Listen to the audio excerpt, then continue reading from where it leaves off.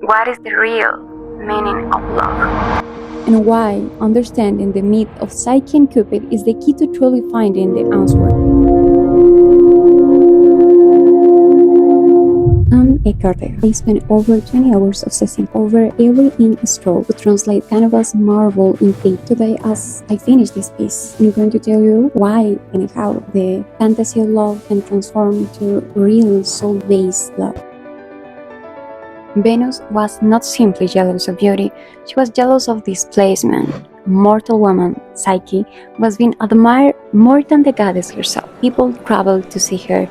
They left temples empty to admire a human face, but no one dared to marry her. She was worshipped, not loved, and that is the first wound of the soul. When beauty becomes untouchable, it becomes isolated. Venus, unable to tolerate this, sends her son, Eros, or Cupid, whose name means desire, to punish her. His mission is cruel and precise. He must strike Psyche when one of his arrows so she falls in love with something monstrous. Desire is meant to humiliate the soul. At the same time, Psyche's father is desperate, consults the oracle of Apollo.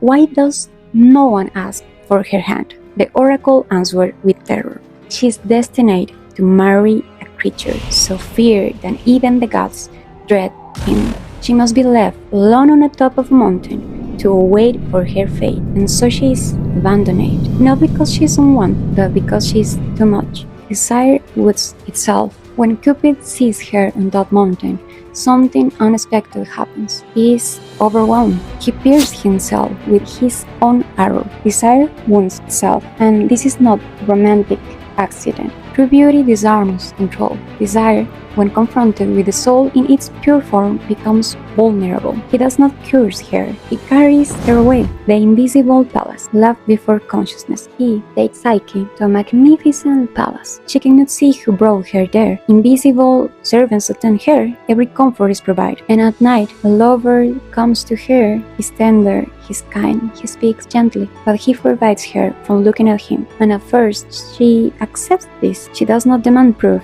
She does not interrogate love. This is the innocence of the soul when it first discovers intimacy. Trust without sight, surrender without fear, connection without analysis. This is love before ego, but innocence cannot remain untouched because consciousness eventually awakens. The sisters, the entrance of doubt. Her sisters visit her palace. They see luxury, they envy her, and they begin to whisper, what if he's a monster? What if he hides his true nature? Here, the myth becomes psychology. The sisters represent the world entering private love, comparison, projection, cynicism. The soul now begins to question. Fear becomes louder than experience, and fear demands evidence. The lamp, when love becomes sin. One night, trembling, Psyche lights an oil lamp while Cupid sleeps. She looks at him. He's not a monster, he's radiant, but something irreversible happens in that moment. To see is to separate, to analyze is to develop.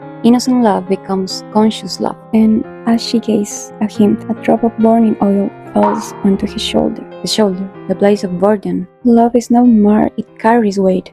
This is the moment when innocence meets desire, when the soul discovers that love is not pure abstraction, it is passion, vulnerability, imperfection. The burn is not disfigurement, it is awakening, and he lives, not because he stops loving her, but because trust has been fractured. Once love is seen through suspicious, it cannot return to blindness. It must evolve. The trails, love as initiation. Venus captures Psyche and imposes impossible tasks. They seem like punishment, but they are transformation, thwarting, deceits, discernment. She must separate thousand mixed seeds in one night, grains of wheat, barley, lentils, all scattered together. Ants come to help her. Symbolically, this is the discipline of attention. The soul must learn to distinguish fear from intuition, desire from obsession, love from independence. Without discernment, love collapses into confusion. The golden rule, restraint and timing. She must collect golden wool from violent rams. whose purity can kill. But she is advised not to confront them directly. She must wait until evening when they call them. This is profound. Not every passion is approached with force. Nature love requires timing.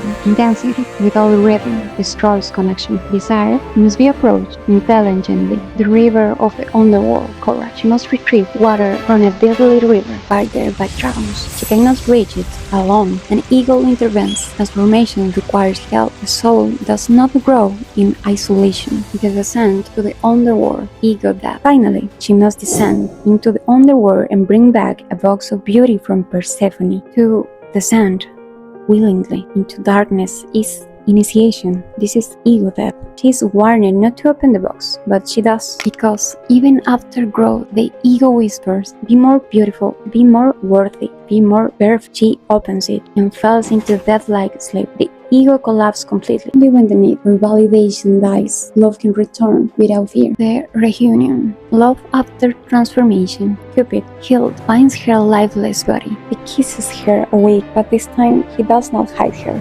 He goes to Zeus and he asks for her immortality.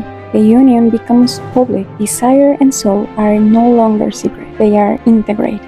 She becomes divine, not because she was beautiful, but because she was transformed. Conclusion. Psyche did not lose love because she looked. She lost innocence, and innocence was never the final form of love. Love is not meant to remain blind. It is meant to endure being seen. The myth proposed something radical. Love is not preservation of purity. It is the education of the soul, and only a soul that has endured doubt, discipline, darkness, and ego death can hold love without fear.